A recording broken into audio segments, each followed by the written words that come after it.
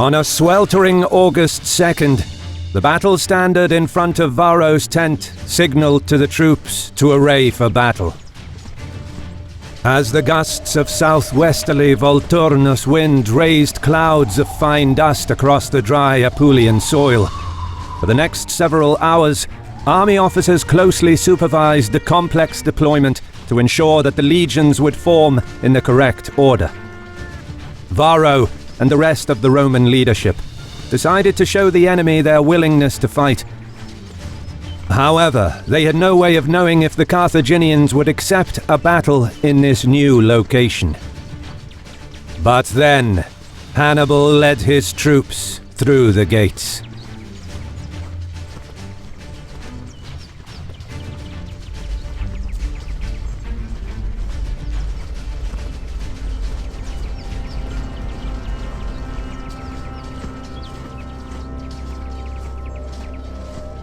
The two armies crossed the river Aufidius at various points and marched onto the dust-blown flat plain below the town of Cannae.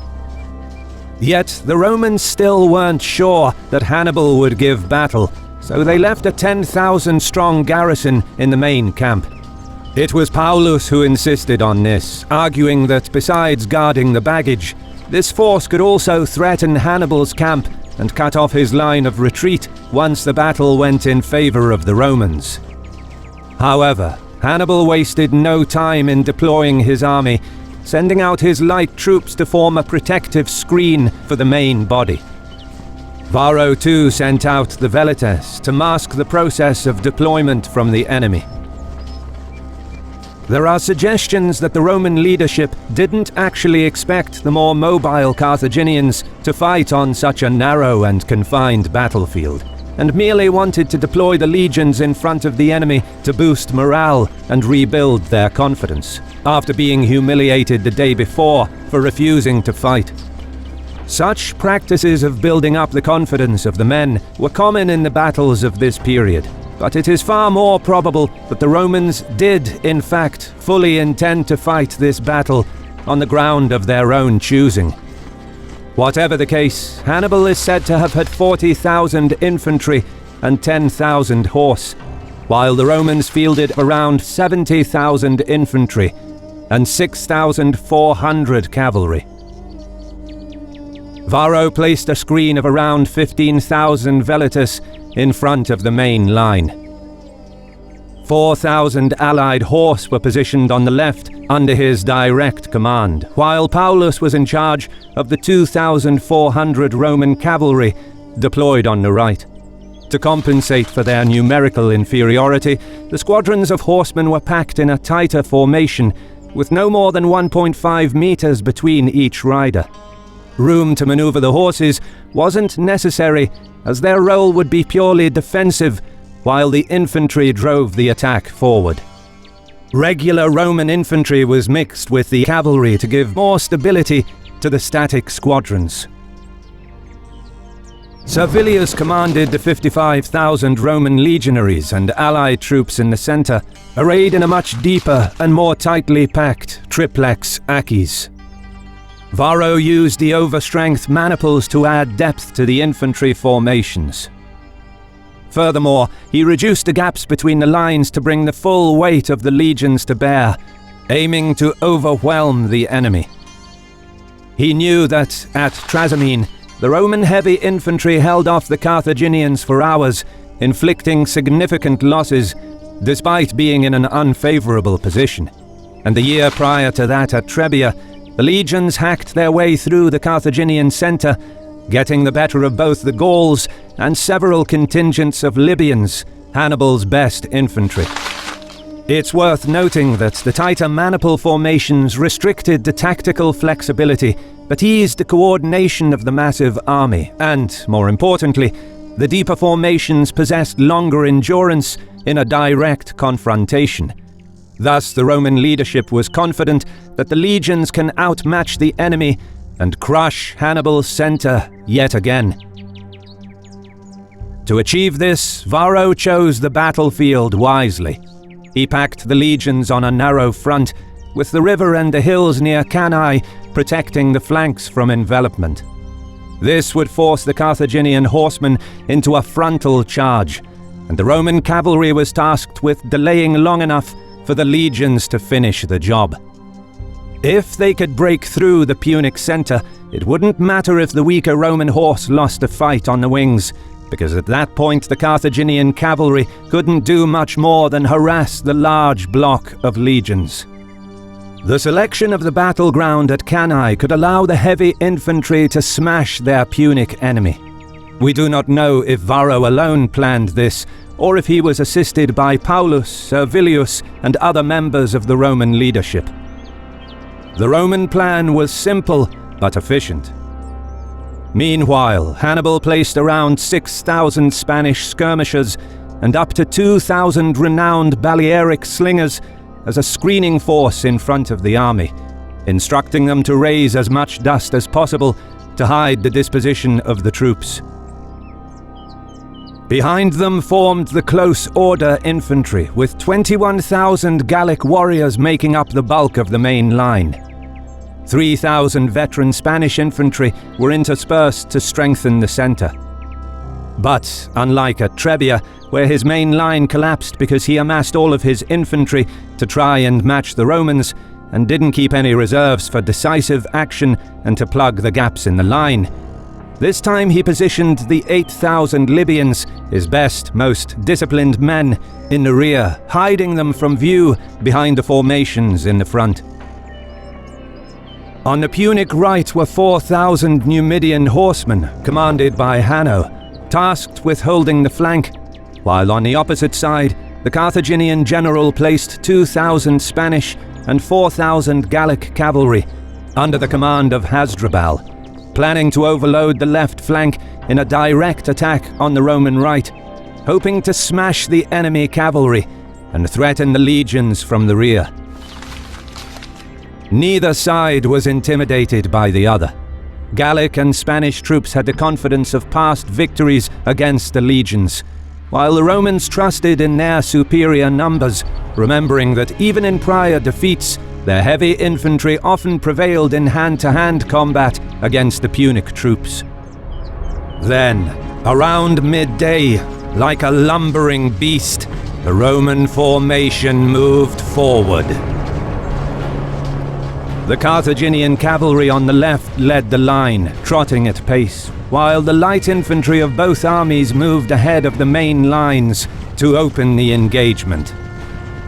Now, hidden behind the dust raised by the screen of skirmishers, Hannibal made his move, advancing with the main line to form a crescent formation that would bulge towards the enemy. He understood that the Romans chose this narrow battlefield to deploy their army as a battering ram, and that his outnumbered infantry stood no chance of stopping the legions if they tried matching them man for man.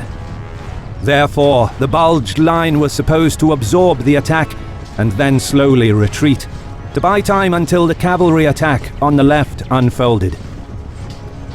Hannibal personally commanded the troops in the center with the help of his youngest brother Mago, for these troops would bear the brunt of the Roman assault, and it was vital that they held out as long as possible.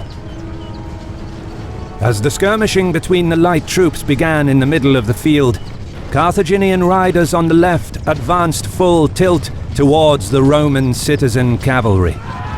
With veteran officers leading the way, the Spanish and Gallic squadrons stayed compact, doubling up on and dispersing the first lines of Roman horsemen, quickly penetrating their formation. Some of the Roman riders dismounted to fight on foot, but the Carthaginians swarmed their positions, dragging their opponents from their seats. But despite outnumbering the Romans 3-1, the confined space largely negated the numerical advantage of the Punic riders, and Hasdrubal did well to tightly control his men, managing to overwhelm the Romans in a brief, furious charge. The Roman cavalry couldn't cope, and most of them broke and fled, with the Carthaginians now in hot pursuit. Others huddled together to hold off the Punic onslaught for as long as possible. Paulus himself escaped the carnage with his retinue and moved to rejoin the fighting in the center. Meanwhile, on the opposite flank, the Numidians pinned down the allied Italian cavalry with hit and run attacks, with neither side able to gain an advantage. In the center, after a long exchange of projectiles, the skirmishers retreated behind the close order infantry as the Roman legions closed in. The massed ranks of legionaries must have been an intimidating sight, advancing slowly while clashing their weapons against the wooden shields, whilst the trumpeters added to the cacophony of noise. As an almost solid mass of rank upon rank of armored legionaries clashed with the enemy, Hannibal's advanced center narrowed the width of the initial contact, reducing the deadly momentum of the Roman attack. The bare-chested Gauls hacking at the enemy with their long slashing swords, and the Spanish in their white tunics thrusting forward with their short blades, stood firm and held back the enemy for a time. But as more Roman troops entered the fray, the weight of the legions drove back the mixed Punic formation. Roman velators supported the attack, while the Carthaginian light footmen were ordered to reinforce the flanks of the infantry. Hannibal and his officers barked orders at the men, telling them to stand off the Roman assault and slowly move back. Already overwhelmed by the wall of scutum shields pushing them back, ordering the troops to retreat further in the face of the enemy was fraught with risks. All it would take is a few men buckling under pressure to cause slight cracks in the line that could quickly break the formation and turn into a rout. But the Carthaginian general and his Punic captains led from the front, fighting alongside the troops in the first lines, encouraging the men to hold their nerve, carefully controlling their withdrawal. Hannibal knew that he had to stay in the fight and buy time until events elsewhere on the field unfolded, and for now, the line held. Close to the hills on the right, the light Numidian horsemen fought in small groups, throwing their javelins and rapidly retreating before the enemy could pin them down. However, their attacks caused very little damage, and Varro simply remained in place, making no effort to drive them back. The main role of the Roman cavalry was to prevent the enemy from flanking the infantry formation long enough until the main assault of the legions broke through the center. But on the other flank, the superior Carthaginian horse have by now decimated the Roman cavalry, completely routing them from the field. Next, Hasdrubal could move against the rear of the Roman center or help surround Varro's allied cavalry on the right. But first, he had to regroup and allow his men and horses time to rest, who were by now exhausted from pursuing the fleeing enemy cavalry. Back in the center, as the Carthaginian infantry fell back before them, the Romans pressed on, prodding and cutting through the retreating enemy line. Sword in hand, the centurions and tribunes shouted orders through the deafening noise of the screams and the clattering of weapons, urging the maniples to charge together, sending more and more men into the concaved Punic center, which seemed like it will soon break. Conversely, Hannibal and Mago pushed the men to resist a while longer, trying to gain every precious second, hoping that the Spanish and Gallic cavalry will come to their aid. But as more and more legionaries were drawn inwards, the Roman breakthrough was inevitable, and the pressure on the center finally broke the Punic line. The Gauls and Spanish at first moved back facing the enemy, with flurries of fighting still occurring, but before long they turned and routed. With the enemy now on the run, Paulus and Servilius poured more men into the gap, refusing to give the Carthaginians any chance to rally and reform their lines. The overcrowded Roman center surged forward into the salient. Hannibal's infantry on either side of the gaping hole managed to maintain their lines, but were nevertheless forced to retreat in good order. Meanwhile, up the field, Hasdrubal had reformed his squadrons and charged at Varro's formation, realizing that he could not move against the legions in the center before the threat of Roman cavalry was removed. Until now, Varro successfully held the flank, But seeing the incoming Carthaginians, the consul knew that the Roman cavalry on the other wing must have routed, and he could not see what was going on in the center. Unsure if the day was lost, and facing annihilation himself against a force 3 times his own, Varro fled the field.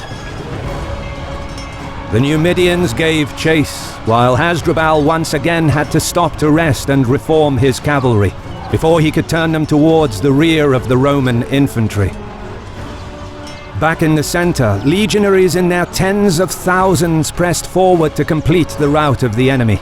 As they advanced into the gap, the maniples lost all cohesion, turning into a disorganized mob that rushed forward, with their officers barely able to control small groups of men in their own immediate vicinity.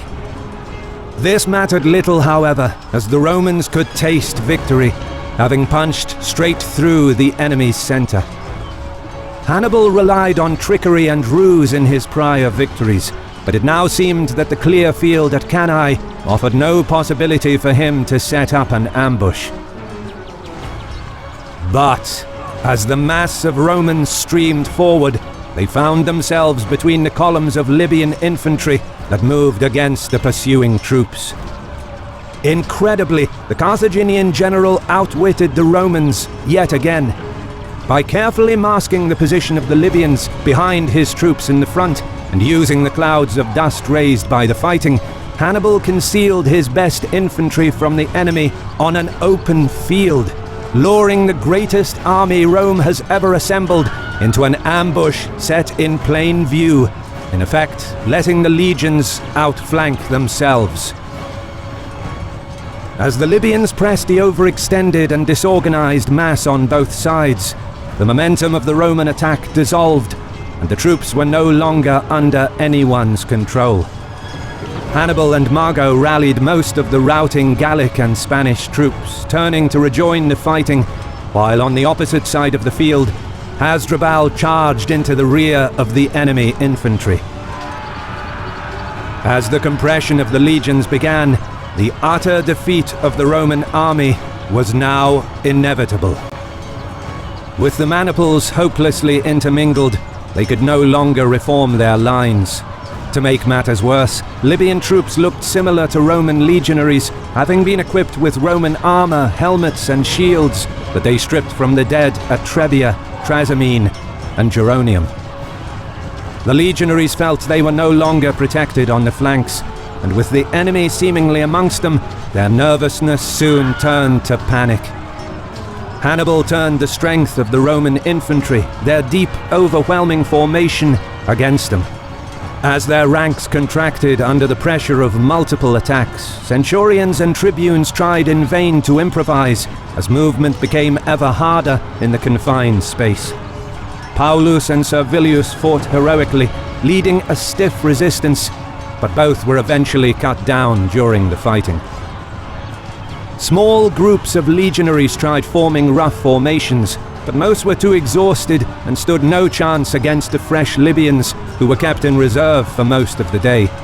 Some of the Roman troops, weary and fatigued, simply gave up, no longer having the strength to raise their weapons. As the hours passed, the battle became a one-sided massacre. The fighting went on until dark, but there was little to no tactical sophistication in this final stage of the battle, as the Carthaginians systematically slaughtered most of the trapped infantry. In the end, widespread Roman resistance collapsed, and those who had any strength left in them managed to flee towards the Roman camps and the nearby towns. Hannibal had won an unbelievable victory. By sundown, some 50,000 Roman infantry and 2,700 cavalry lay dead or dying on the field at Cannae. The gory sight gave pause even to the most hardened of observers, as nearly 3,000 tons of human flesh was left to rot in the August sun, the true fruits of Hannibal's tactical masterpiece. But achieving this slaughter cost Hannibal dearly. 5,700 of his men fell, a high figure for a victorious army in ancient times, which is testament to the harsh fighting on the day. although it is worth noting that the Carthaginians were significantly outnumbered until the very end of the battle, which also played a role in the relatively high casualties for Hannibal's army. Nevertheless, the Roman leadership was decimated. Consul Paulus, Proconsul Servilius, and Marcus Minucius Rufus were killed in the battle, along with 80 senators, 2 quaestors, 29 out of 48 military tribunes, some 300 equestrians, with many others captured and enslaved. Never has there been a defeat that struck so hard at the very heart of Roman society. And as night fell on August 2nd, 216 BC, Rome's very future was left in doubt.